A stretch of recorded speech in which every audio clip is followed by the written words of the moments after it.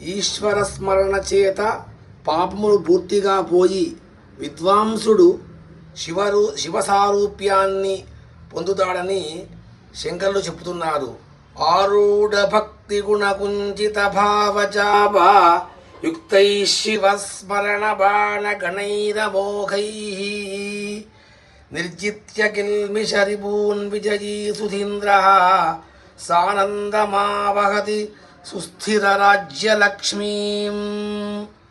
లోకములో ఒక రాజు ధనుర్బాణములతో శత్రురాజుల్ని జయించి ఆ రాజ్యలక్ష్మిని పొంది సార్వభౌముడైన విధంగానే పండిత శ్రేష్ఠుడు ఆరూఢమైన భక్తిని అల్లెత్రాడుగాను అంతఃకరణ వృత్తిని ధనస్సుగాను అమర్చుకొని అందు ఈశ్వర స్మరణములు బాణములుగా ఎక్కుపెట్టి పాపములు అనే శత్రువులందరినీ కూడా జయించి పరమానందంతో పరమేశ్వర సారూప్యలక్ష్మిని పొంది దుష్ట నిగ్రహ శిష్ట పరిపాలరూపంగా సర్వశాసకుడు అవుతాడు. నమః పార్వతీపతయే.